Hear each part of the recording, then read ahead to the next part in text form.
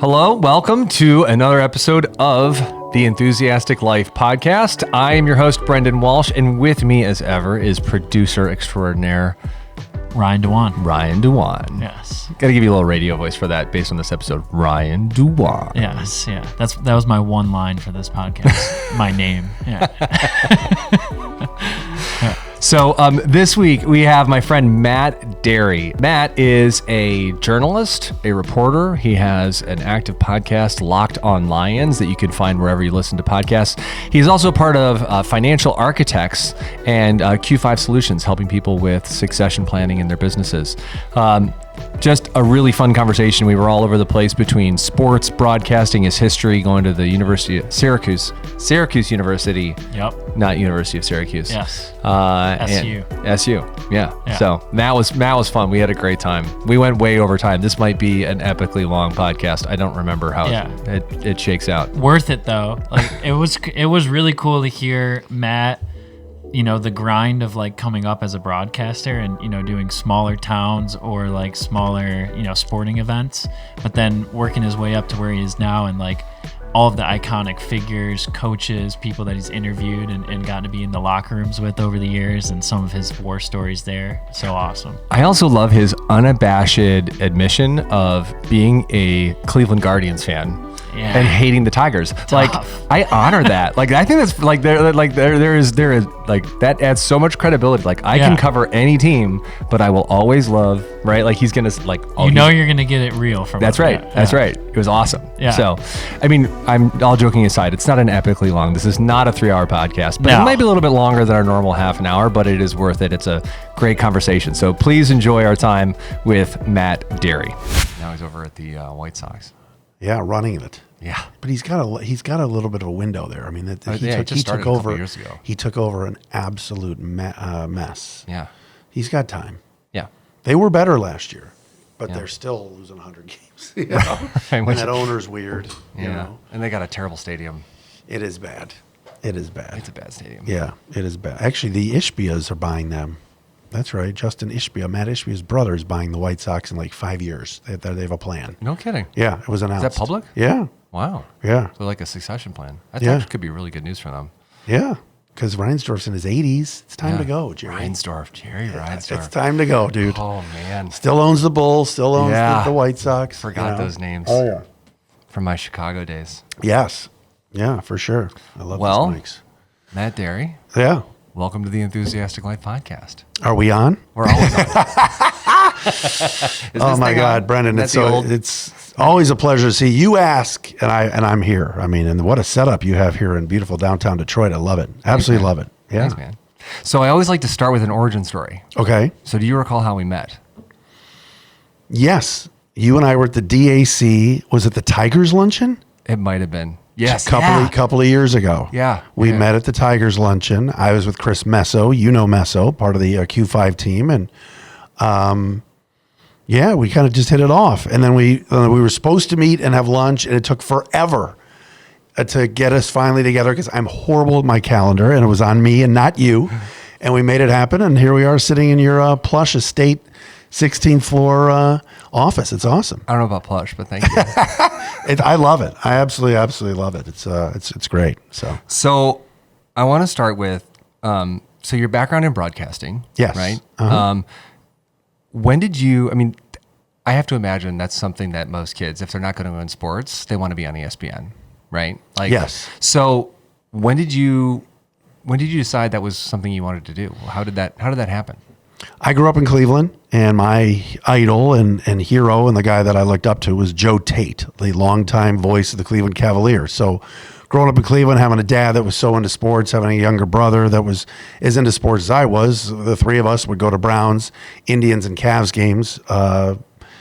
Cleveland Force Major Indoor Soccer League. I mean, we were living at either the stadium by the lakefront where the Browns and Cavs played, or at Richfield Coliseum where the Cavs and Force played. We went to Cleveland State basketball games back in their heyday. So we just loved sports, and I was probably very, very young at the time, put my clock radio on to AM 1100, at the time 3WE, now WTAM, still the home of the Cavs and the Guardians, and I would listen to Joe Tate, and I was just taken by how good he was in terms of the description, time and score, the excitement level. He was a legend in Cleveland as the voice of the Cavs. And I remember telling my parents very early on that I wanted to be that. I wanted to be Joe Tate. I got to be in my teen years and I got into talk radio in terms of liking whether it was sports radio or a talk show host by the name of Gary D in Cleveland. And I used to listen to his shows and tape them, put them on cassette tapes.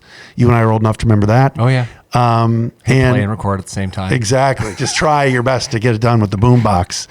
And I just wanted to be on the radio. So I interned in high school. My senior project was working at a TV station, so I could kind of get close to that. And then I went to Syracuse for it because that was the best place to go to be on the radio and try to follow in the footsteps of Bob Costas, Marv Albert, Dick Stockton, Mike Tirico, Ian Eagle, Sean McDonough, and that ilk. And I worked at the radio station that they cut their teeth, WAER, and lucky enough for me, got cleared to be on the air there. Spent 3 years in college there and have the time of my life doing Syracuse football, basketball, and lacrosse. And then I started my radio career in Cleveland and then landed in Detroit. So there's something I just always wanted to do.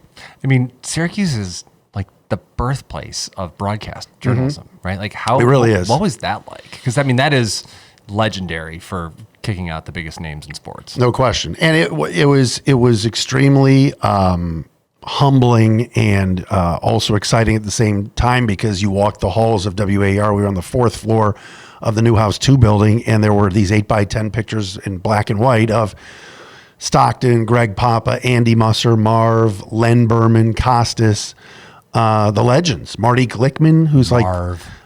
Oh yeah. Marv was just back at Syracuse for the Marty Glickman Award. They handed it out to Matt Park, who's the current voice of Syracuse, of the Orange. He does football and basketball, and he's a professor at SU. And Matt was honored with the Glickman Award, and they just had Tirico McDonough, Ian, and Marv was back. And Marv's getting up there in age. Yeah. And so to see Marv on the stage, and Matt Park and I are very close friends, so to see Matty with Marv, it's awesome. But you wanted it oozed sportscasting, and a lot of the kids that tried out didn't get cleared or didn't make it. My senior class in 1995, 4 of us made it, and I was one of them. So yeah, it was pretty sweet. So it was so professional, still the best job I ever had in broadcasting, and was a thrill to be a part of. So how do you go from Cleveland to Detroit? I mean, Cleveland, Detroit. Pretty close. Yeah. Similar, some rivalries there. I think we're going to see some Cavs Pistons later in the year. Guardians Tigers. That's 2 years in a row they've played in the playoffs. Yeah. But I was at a radio station in Cleveland right out of college. I was doing sportscasts. I was doing reporting. Station got sold, so I got a welcome to radio rather early, a year in. The station got sold from Omni America to another company that turned it into a Christian type talk. I think it was called Summit or something at the time. And station got sold. We all got fired. And they basically told us, you get 2 more weeks and then clear out your lockers or your mailboxes, and the station's being flipped to a different format and you're all out of a job. So I was 22 living at home, 22, 23, making $18,000 for that year. And it's like, wait a minute. I'm back home. I'm in Cleveland. I'm on the radio. This is great. Oh, the station is you're all getting fired. So that was a welcome to radio moment. And then Dave Pasch was here in Detroit. Dave and I went to Syracuse together. He's now at ESPN and the voice of the Arizona Cardinals. And he called me and said, I think they're going to hire somebody at WDFN to do night updates and reporting. And I said, I'm there.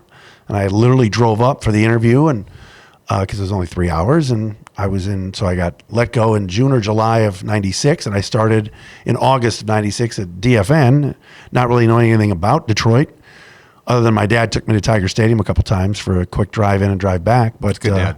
Yes, he was. And the rest is history. I've been here ever since. Nice. Yeah. So I'm curious with, in your opinion, about in broadcasting, who are the best voices on the air, whether it's radio or TV right now? You talk about in Detroit or just anywhere? Anywhere. I was just having this debate with some people recently. It's funny because a lot of the people that most sports fans like, I don't love. People love Gus Johnson. They think, oh, Gus is great on Big Noon Kickoff and does the Michigan games. Not a fan. I think it's all about him. I know he's from Detroit. I'll leave it at that. I think you put me on this show for a reason. I'm gonna give you some good stuff. I appreciate it. Honestly. I think I think Ian Eagle is unreal. And look, he's a friend, and I've known him a long time. He's a mentor, but I do think Ian is just one of the best voices out there calling the games, whether it's CBS for the NFL, voice of the Final Four now on CBS, Amazon NBA, Brooklyn Nets.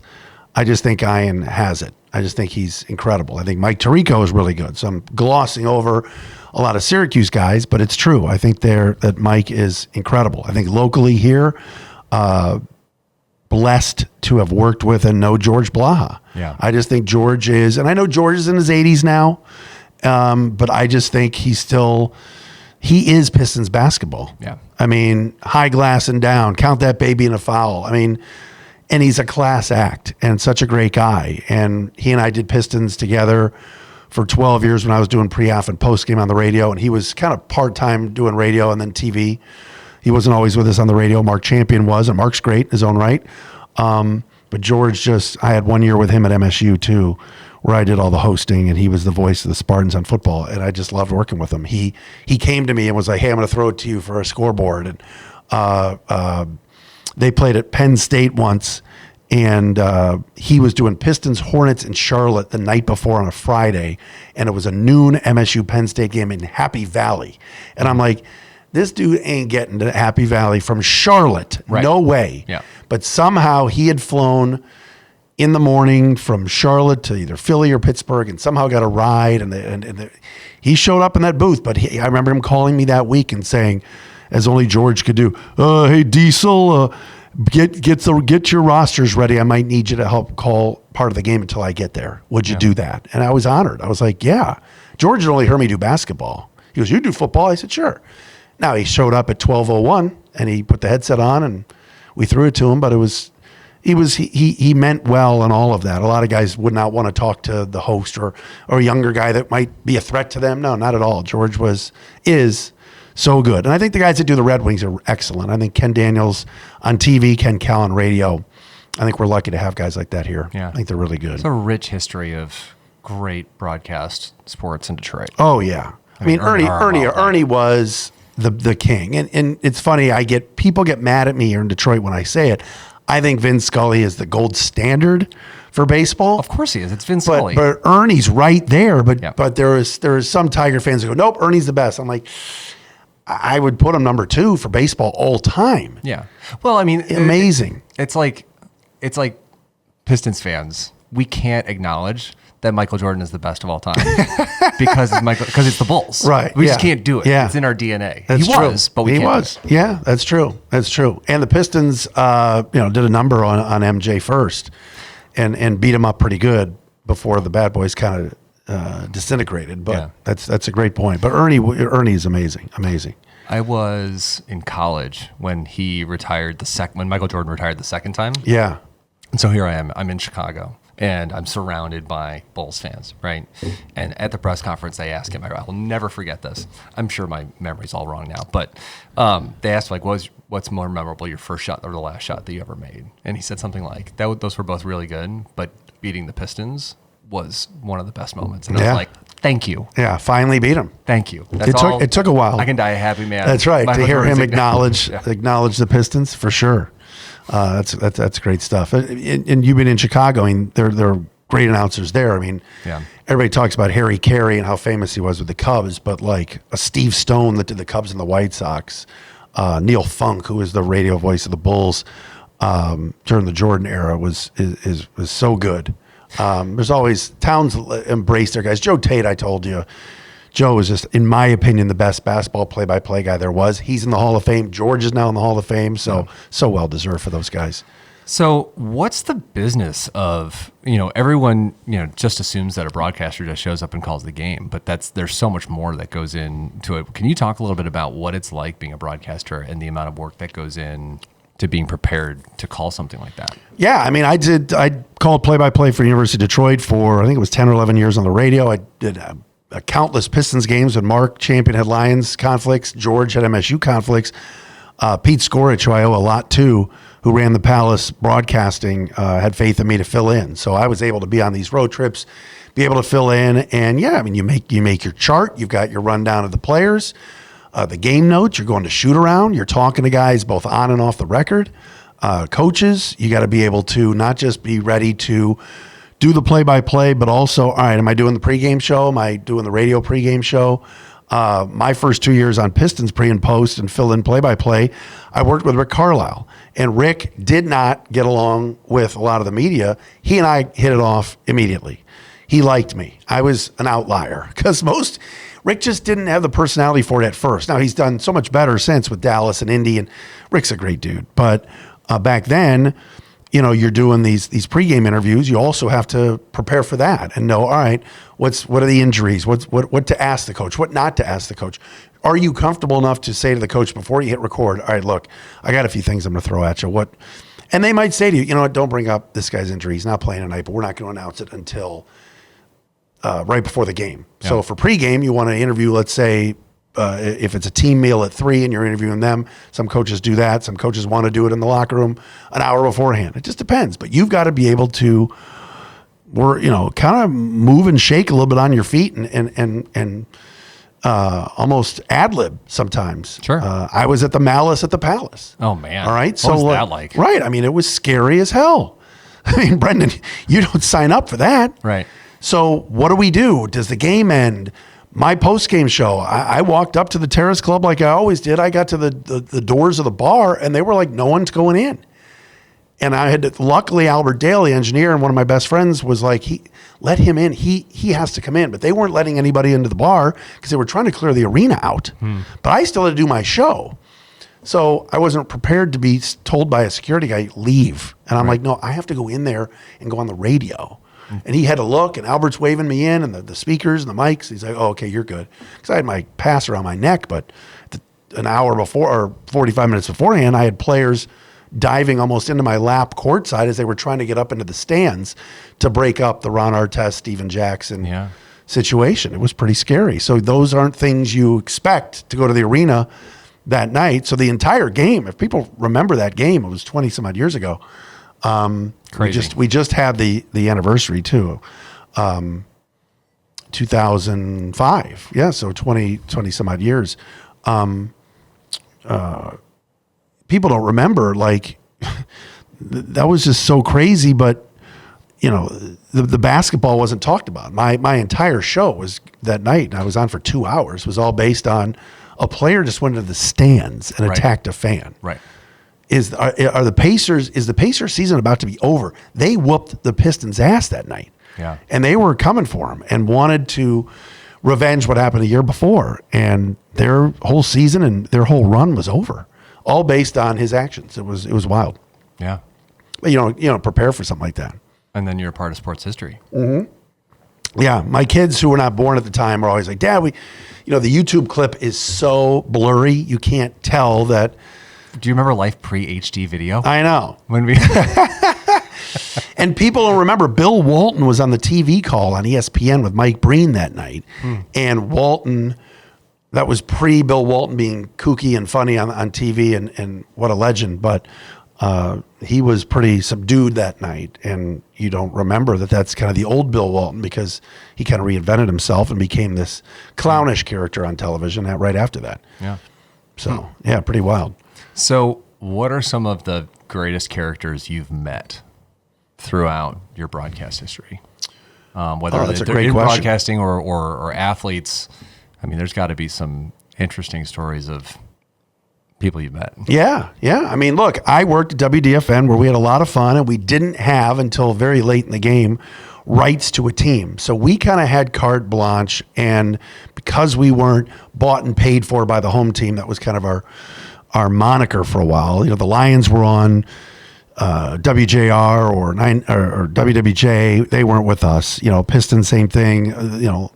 Tigers and Red Wings were all at different places. So we were able to, I wouldn't say attack people personally, but we definitely crossed the line, feet on the line sometimes, in terms of ripping the teams when they needed to be ripped, And so, you ask about characters. I mean, one day I was on with Stoney and Wojo on DFN, like I did their sportscast and afternoon updates for a long time and loved working with those guys. And one day we were talking about Robert Fick, who played for the Tigers, and Robert Fick got busted for weed. And back then, that wasn't a big thing like it is now.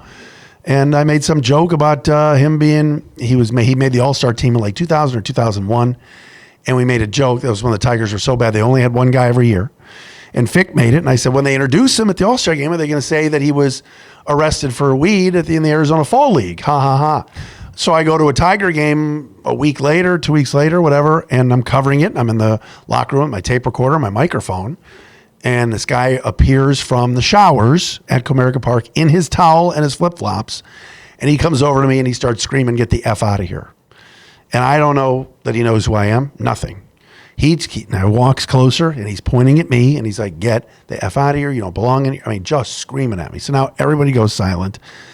And I was like, "Robert, I don't even know you. Like, what's going on?" And the PR guy, Jim Anderson was his name, pretty much told me to leave. And I'm like, "Jim, I have every right to be here. I've got a credential. I don't even know what's happening. What did I do?" Because I don't even remember making that joke a couple weeks earlier. It hit me probably about halfway through the F-bombs. And I'm like, uh-oh, somebody must have tipped him off. Mm. And indeed it was one of the clubhouse guys who knew I was an Indians fan and a Cleveland guy.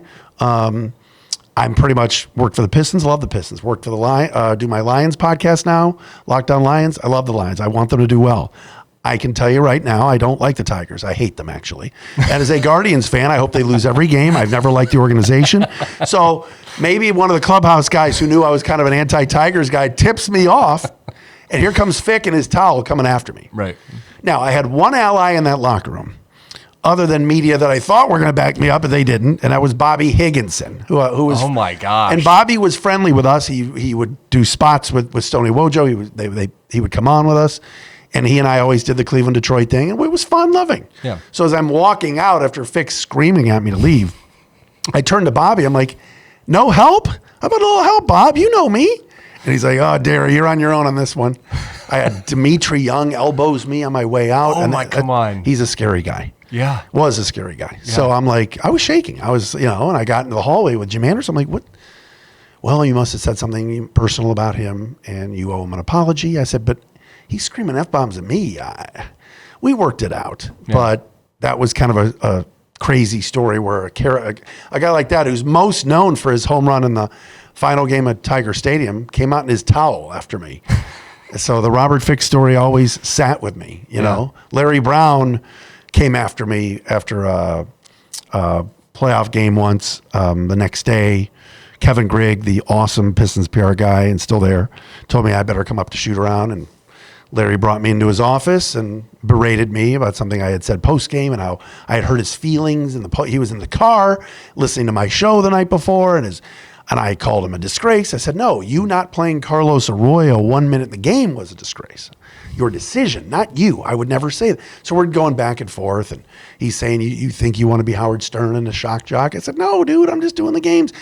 Ask your assistant coaches that stayed on from Rick and some of the assistants that were there. They all like me. We get along." But I was a Carlisle guy. Larry had come in. Oh, yeah.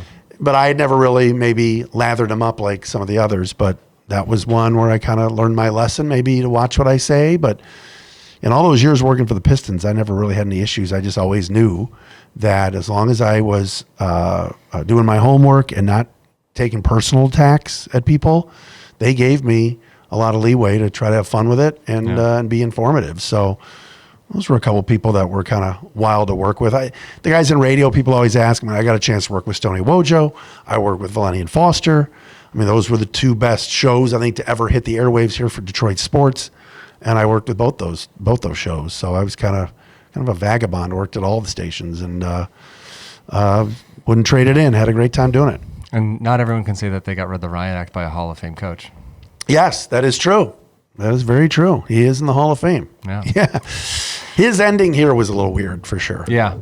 His goodbye. But I mean, what a run for you to be here in Detroit sports, to get here in 97. Yeah. Right? Wings win the cup. Yeah. First year I was there. Yeah. So you have that through the renaissance of the Pistons in the early 2000s to, and about the same time as when the Tigers started playing again, right? Yeah, They had yeah. the 2006 run. Yep. So you got the 016. I mean, you get to see in 16 seasons. You got record breaking Oh my there. God. Could you and then imagine? the resurgence of the Lions now too? And now potentially having all 4 teams go to the playoffs in a calendar year. It's possible. Yeah. It really is. The Wings, when they won the first cup in 97, I was there and got a chance to travel, not with the team, but we went to St. Louis and Anaheim and Philly for the run, and then they came home and won. And we were all there were not enough press box seats at the Joe for a radio reporter like me. I mean, during the regular season, I had my seat, but not playoffs. I got bumped for the Kevin Allens of USA Today and the bigwigs. And when they won it, I made sure to go into the stands, and just everybody was standing and just be in one of the aisles just to watch in person. Because coming from Cleveland, we never won anything. There was no championships. I mean, the Cavs won in 2016, and I really wasn't a Cavs fan at that point. So that was it. As a diehard Indians/Guardians fan now, I'm still waiting, as we have the longest drought there is, 1948. But I made sure to go out into the stands to see it, to see what a championship is like, and to watch Yzerman raise the cup. And that group, I tell people this all the time when they say, you've covered everything. That team was so likable. All those guys, the grind liners. I mean, just like you knew, and I've told people this before, you knew that after a 7-0 loss on a random February night against the Blackhawks at the Joe, you go into that locker room and it's empty. Guys are like 3 and 4 nights. They're checked out. But you always knew Lidstrom, Draper, McCarty, Maltby. Those guys would always stick around, say a few things into the microphone. So I had some clips and some cuts for the next day for the morning sportscast. Just class guys. And some of the assistant coaches that were there, my God, Dave Lewis, Barry Smith. I mean, Scotty was interesting. You talk about characters I was around. I mean, Scotty Bowman one time grabbed me in Anaheim after a morning skate. And he's like, what are you doing? And I said, what do you mean? He goes, the tape recorder. I said, well, I got sound. I was interviewing you. He goes, well, you don't ask me any questions. And I said, well, the writers asked all good questions. I didn't need to chime in. He goes, so what are you going to do with that? Are you going to take that and play that? And I said, yeah, I'm going to cut it up. And we're previewing the game tonight. I'm going to send it back to the station. And during the sportscast, they're going to play clips. I don't like that. I said, he goes, give me that. He wanted the tape. This is he had seen me all season. Do you not know how broadcast works, man? How long have you been doing this? Scotty, you know me. You've seen me all year. I don't like it. I said, you guys take what I say and you spin it a certain way. And then I walked away. Basically, the PR people were like, you're fine. Yeah. But what a legend. I mean, I'm having a conversation with maybe the greatest to ever coach. Right. And he's worried about my tape recorder? Of all things. And the Wings they were going to beat the Ducks. Like, there was no controversy. There was no spinning anything. What are you going to do with that tape? Crazy. Oh, I don't miss those late games. You remember those playoff games? Oh, God. They'd play the Ducks, and it was all 10. The Sharks. The 10:30 starts, man. Oh, yeah. And if it went overtime and there's no shootouts in the playoffs, you'd be up 2-3 in the morning. Easily. The Paul Correa, Teemu Solani led Ducks back in the day. When my kids were really little and we lived in D.C. and they were still in the Western Conference when they were in the playoffs, and I would put my child to bed and I would lay down in bed with them and set an alarm. So I'd sleep for like 3 hours and then wake up. Oh, wow. Yeah. And then get a nap in. That was my strategy. Crazy. They finally moved them to the East, thank goodness. I know, but I don't like the fact that we don't play the Blackhawks regularly anymore. Yeah, that's true. It's a great rivalry. It's a great rivalry. Yeah. It's them and the Blues. We should be playing those two teams more often. I agree. I wonder if they'll realign. I mean, it seems like all these sports are thinking about it every now and again. Yeah, I agree with that. But I mean, you should have all the original 6 teams playing each other regularly. I don't disagree. It is. And the game is healthy. It seems like it's doing well. They're back on ESPN, which is a huge thing. I mean, when they were on Versus or OLN at the bottom. Oh yeah, when it was the NHL was on OLN. Bettman survived that. It was like them and like the Tour de France was on OLN. And fishing. Yeah. Only person I know, the people that really love the Tour de France, Woody Woodruff, Fox 2. Woody loves cycling. All right. I don't know why I remember that, but I do. So, 2 things I love talking about. I'm going to turn a hard left because I could talk about sports all day. But the other thing I love talking about is succession planning. Yes. And so you have your Q5 group and the work that you're doing there, and you also have your podcast. Tell me about all the cool stuff that's going on in your world right now. So obviously when I got out of radio in 2016, fired again. This was at Detroit Sports 105.1. The station was just not doing it. And kind of once Drew Lane and his crowd left, the station was going under anyway. We kind of just knew that. They moved me to Afternoon Drive, which was a huge mistake. And Drew Sharp and I tried, but it wasn't good. It wasn't going to work. And we didn't have the proper support. And so I decided I just didn't want to do it anymore. So I started doing Locked On Lions because I got asked to join that podcast network in its inception 10 years ago. No kidding. So this is my 10th season doing it, and I absolutely love it. It's a daily Lions show. It's a national network. We are the #1 sports podcast network now. It's been grown that much, so I was honored to be a part of that early. And taught for 3 years at U of D Jesuit High School. Loved it. Speech communication and journalism and the Cub Sportscast, the Cub broadcast. I love the kids, the parents. I'd found my calling.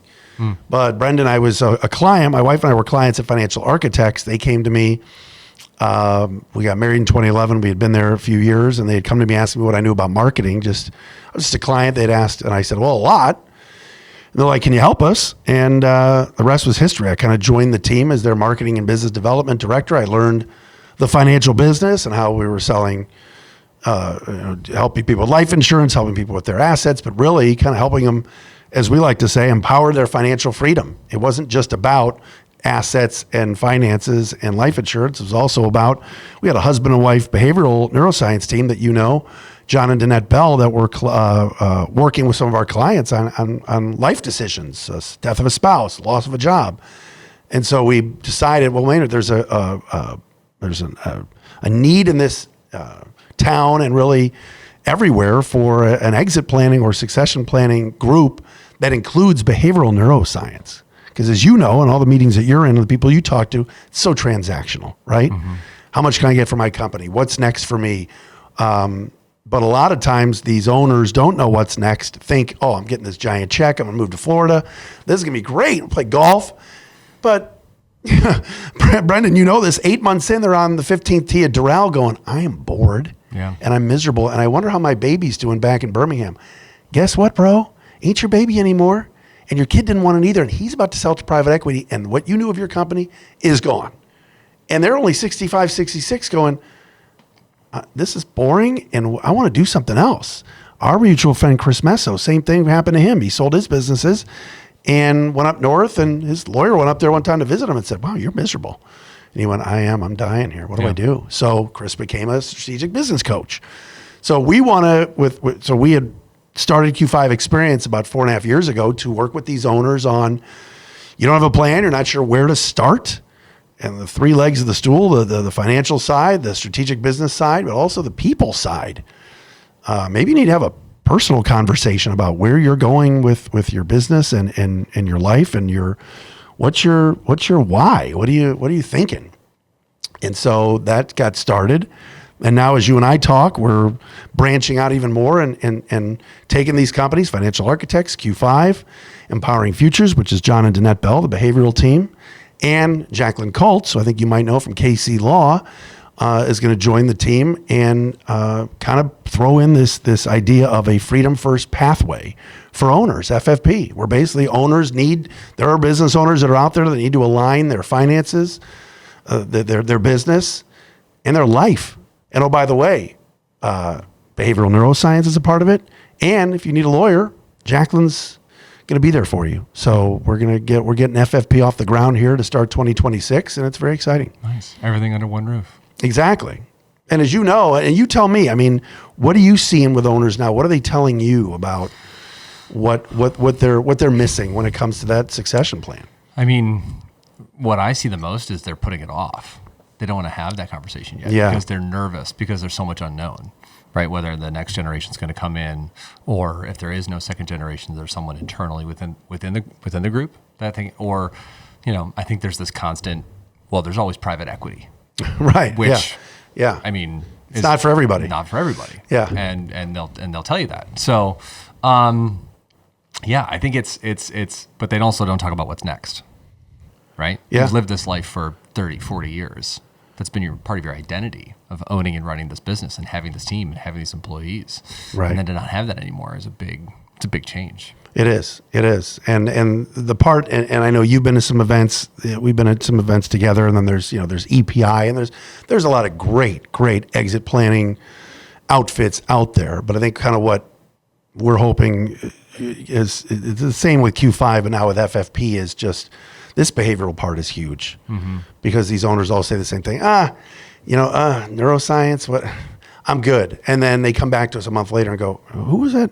Who are those, the husband and wife team again? I might need to have a conversation because I need to start doing more thinking about my thinking. And so we offer that and trying to get them on the pathway so that they are eventually living a life of freedom and they're feeling good about where they're going for the future. Yeah. There's a piece of vulnerability there, right? They've always been the boss.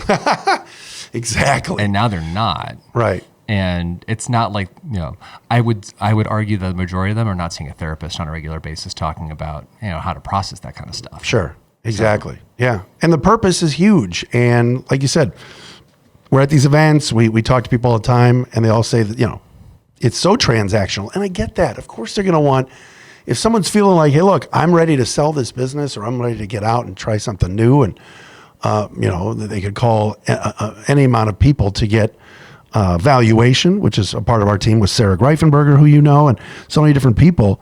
But what's next for them? They get more life to lead, and are their kids going to be taken care of? Are they going to be a part of this transaction? How do they feel? Yeah. How many times have I talked to prospects that have said, "Oh, my son wants it," and we get the son in front of whether it's John and Danette or Chris Cousins or whomever, and they go, "I don't really want it." What do you mean? That's not what Dad's saying. You tried talking to the guy that sent me to U of D High, sent me to Michigan, sent me to BU grad school, and made me VP at 25. Then I don't want this thing. Well, what do you want? Right. I might want to get in the music business. Why don't you? Yeah. Why don't you move to Nashville and get into it? Live your life. That's your purpose. That's your calling. Why wouldn't you want to do that? It's so interesting that in so many businesses, it just comes down to communication, right? Yeah. Because we make assumptions about so many things, whether it's an owner to their children that they think are going to take it over, or even to our internal teams, right? We make assumptions of what they're thinking about, what their plans are, and their succession plans. So to have candid conversations about what's going on is so important. It is. And I think there's a lot of business owners that just don't know that this is out there. Edward Shehab, who's on our FFP team, likes to say, we want to be a disruptor in the marketplace. We want to, instead of the normal cookie cutter, I'll just call my CPA, I'll just call my M&A attorney, I'll just call my banker and hope for the best, that we can come in and go, hey, look, what if we put it all under one roof and throw that behavioral piece in that can help them maybe grow as people. It's kind of cool. So aside from just calling FFP or calling Q5, if a business owner is out there and listening and is saying, I haven't thought about my succession plan, I haven't thought about my exit, what are the first 3 things that I should be doing? Besides calling us, or if they're looking for the insurance side, Brendan Walsh. I appreciate that. Yeah, let me say this about you and me. I think conversations like this have to be had. I think it's all about KLT. You and I have never, you and I have met, but and we know each other, but I want to work with Brendan Walsh because people know Brendan Walsh, like you, and trust you. Same with me, I think. I think for the most part. There are plenty of people, especially probably in my old business, sports, that still don't like me, and that's fine because I used to tell like it is. And I was very immature and a lousy teammate at times in radio because I was going through a lot personally when I went divorced the first time and all this stuff. Well, I've been divorced once, I mean. But regardless, KLT, know, like, and trust. You want to work with people that you know, like, and trust. So I would tell any owner, all right, who do I know that's out there that is in my network that I can have it's not just a podcast conversation, but who can I go to lunch with and go, hey, look, here's what I'm thinking. Yeah. Who do you know? Because yes, you could go online and you could Google exit planners in Detroit or exit planners in Farmington Hills where FFP is or financial architect. No, who do you know? Who are you talking to? I love sending people to people. Because right, I just think make a good connection like that, right? And even if I'm not going to get it back right away, I just think, it's how you connect with folks and you feel good not only for yourself but for other people. So I tell any owner right now, who's in my network, and who can I talk to about having that kind of candid conversation. The valuation's huge too. It is, just because I think and there's a lot of good valuation analysts out there. Certainly I'm partial to Sarah Greifenberger, but if you have a friend that says, oh, your business is definitely, dude, you're going to get 25 to 30 for it. Right. But that's your neighbor and your buddy, or I think getting an honest evaluation on your valuation is probably a good thing too, right? And starting the conversation early, right? Like exactly. This is a years in the process. Maybe, not 6 months before you want to sell. Right. Yeah. You want to get the company set up well before you're actually going to exit. I think you're spot on. And I've run into a lot of construction owners, part of CAM, Construction Association of Michigan, and they're great. And we're in that group. And some of the owners I talk to, I'll have that conversation. I got hit with COVID or tariffs or whatever it is, and I'll be fine. And it's like, you will be fine. There's absolutely no question about it. Even if you don't work with us, whether it's Financial Architects, Q5, FFP now going under that, all those companies going under that umbrella, you're going to be okay. But how are you, in terms of your mind and your thoughts, going to think down the road if it was too late? Yeah. Why not have that conversation and get set up to where, even if you're sticking around, that's fine. I think most people feel, I'm going to sell the business and I have to get out. No, why? What if you sold a part of it? What if you, I hate hearing the owners that have become consultants that sit on Zoom calls and can't talk. They don't even unmute them. And they go, guess what? Jackie just got fired. And the former owner's going, you can't fire her. She was my admin assistant for 25 years. She's the best. It ain't your company anymore. Right. That's gotta suck. Yeah. It's gotta be hard. So one last question, and actually I have a few others that I want to mention, but one of the last questions I always ask my guests is, Matt, what is bringing you joy right now? What is bringing me joy right now? I would say travel with my wife.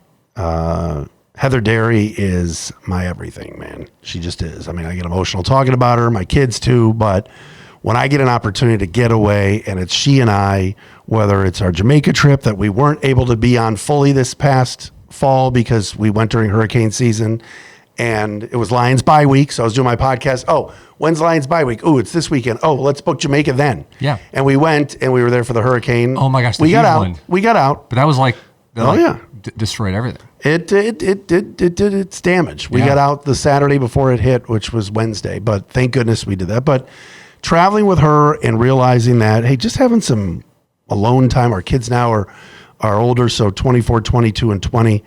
That brings me joy. It really does. And like I said before, I mean, I could sit and watch every single Cleveland Guardians game. And that's just how sick of a fan I am. When they come to Detroit, I'm there. People see me at Comerica Park. Tiger fans are great to me, despite me wearing my red, white, and blue. But if it's a June late night 10:05 against the Mariners and my wife's in bed, I know I'm staying up to that 3 hours just is, it's the ultimate for me. I absolutely love it. That's and awesome. So those are a couple of joyful things for me. Thank you for asking. I feel like there's a book. Like, have you written a book? I have not. I feel like you should, because really? I think you're a great storyteller and you have a lot of cool things. But I think like a Guardians Indians versus Tigers, because there's a ton of history there. They're two of the oldest teams in baseball. They are. They're close. They're similar towns. They've never been good, Brendan, at the same time until the last 2 years. Yeah. Ever. When the Indians were horrible in the 80s, so bad. Those were the Sparky-led Tigers. When the Tigers were so bad, and the Indians had the Albert Bell, Kenny Lofton teams, Jim Thome. And so to be good at the same time the last 2 years and to play each other in the playoffs. I'm telling you, I think there's a book there. Oh, all right. With your history with the Tigers, but being an unabashed Guardians Indians fan. Forward by Brendan Walsh. I've known Matt Dery for 2-3 years. I had him on the pod. I love it. I love it. Now, we can possibly cut this if you don't want to talk about it, but how do you feel about the Guardians Indians? Because it's still weird to me, man. The name? Yeah. I'm over it now. Yeah. I didn't like it at first. I was like, we're not Redskins is a slur. Right. It's a slur. Yes, it is. Indians really isn't. So there were some behind the scenes things that went on. I think the Indians ownership wanted the All-Star game. So that was kind of change your name. We'll give you the All-Star game, which brings in a lot of revenue for said owner. But, I'm past it now, but I know there are plenty of fans, because I do some fill-in radio in Cleveland, that still I'll do a call-in show in Cleveland, talk about the Guardians, and a guy will call up and say, "Hey, Matt, love the show. By the way, I refuse to call them the Guardians. It's still the Indians. It's still Chief Wah who lives." And I'm like, bro, it's been 4 or 5 years. Can we let it go now? But in the times that we're in now, very difficult to not let it go. But I just want to win, man. I want a championship. I just want one. I was there in 2016 at Game 7 for the Rajay Davis homer, and we were tied in the 9th, and the rain came, and the Cubs won, and it was the worst night of my life other than my dad passing away. So, like... Former Tiger, too. Yes, he was. He was. Legend. I mean, in Cleveland, he goes back a couple times in the summer. I mean, he should never have to buy a beer or a meal ever in that town, just for that home run in the game they lost. But, yeah, I'm at the point now, I'm like, I don't care about the name, I just want to win. Yeah. I just want to win. I get that. As a lifelong Lions fan. What a run this has been. This has been wild. I firmly was at a point prior to the current administration with Dan Campbell and everything. Was like, and I'm young, relatively speaking, of like a not in my lifetime. Like, this is just, we're never going to see it. And I've resigned to the fact that, like, I'm just going to live in mediocrity. And what am I doing to my children? Raising them in this. But, I mean, it's been cool. Locked On Lions has been fun. I remember I had people come back to me and say, "Hey, I'm back on the bandwagon. I'm back listening or watching the show." And I said, "Really? What happened?" They said, "Matt Patricia, I was done. I literally, these people that gave up their season tickets and now can't believe that they can't get into a game for less than $500. Yeah. It's tough for them. But give the Lions credit. Ownership's been great, and they've been sustainable." So where can our listeners find your podcast? Well, you have multiple podcasts. So you have a Q5 podcast, if memory serves me, right? We did a refresh of that. It's going to be the Freedom First Pathway pod. Okay. We've got that.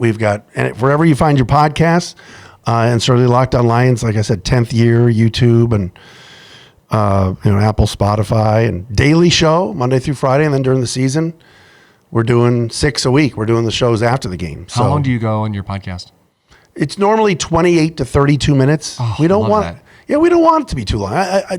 David Locke, who started Locked On, the network, hence the name, said we want it to be someone's drive to work and drive back. Yeah. There's some of these now that get, 2.5, 3 hours. And they go long. Yeah. They go long because they're shows. Right. Drew Lane, who I mentioned before, was on the radio forever on the Riff and 105, and so he can do his radio show on the podcast. There are some that do very long form, but to me, if you're getting the sweet spot of 30 minutes in, that's enough. And then you're on to the next day and the news of the day. And there's always news of the Lions, always. And at 1.2 speed, it can go a little faster, and you still sound normal. My wife is big on 1.2 speed for all the pods that she likes. Yeah. I never hit the button. I like it. Yeah, and I don't notice it anymore. Like, really? And I have not listened to it. This was another question that we didn't get to, and then that's okay. But the state of media right now with podcasting and streaming and video, right? It's crazy. I mean, radio's dying a slow, horrible death. If you look in Detroit right now in terms of local shows, I mean, you're talking Mojo, who's phenomenal, and I worked with at Clear Channel. Mike Valeni obviously has stood the test of time. Dave and Chuck, Jay Towers, and that's like it. Yeah. I mean, who's on John Mason to an extent, legend when he was at JLB, but Doc at Rock just retired. Doug Podell was on the radio here for 50 years. Right. But you always knew who the lineup was at Channel 955 or DRQ or Young Country. My friend Holly Hutt and Robin Holly, they're doing well. Yeah. God bless them. But you're right, for local, it's only a handful now. I haven't listened to terrestrial radio other than quickly in the car. Yeah. I'm either a podcaster or I might stream some music. But. And for sports fans too, with Locked On, there's Locked On Pistons, Tigers, Wings, my show, Michigan State. There are fans that it's perfect for them. It's on their phone. They're ready to go. They're not getting in the car waiting on commercials or a sports update or news. Yeah. I have friends in Windsor, Mike and Meg, that do on AM 800. They do the morning show. That's a terrestrial show I really like, and they're fun. Yeah, and 89X is back. It is back. Yes. Oh, pretty sweet. Brett, your face just lit up. Talk about 89X. Oh, yeah. You miss those days of Cal Cagno, don't you? Holly's little lunchbox on 89X. Back when you used to get in your car, and the first thing when you got a new car was preset all your stations. Right. Yeah. That was always number one. Did you go in numerical order, or did you go in preference of? I went numerical order. Same. Yeah. Yeah. You had to. Yeah. I know people that go by and I think they're savages, personally. Now, I don't want to offend our listeners, but that would be like their favorites on the page, and then like decreasing, I would have to have them in numerical order. I'm with you. Yeah. I'm with you. Awesome, man. Great Thank you for to doing see this. you, brother. This Always. was fun. Thanks for being on the show. Thank you. Thank you so much to Matt Dery for joining us on the Enthusiastic Life podcast.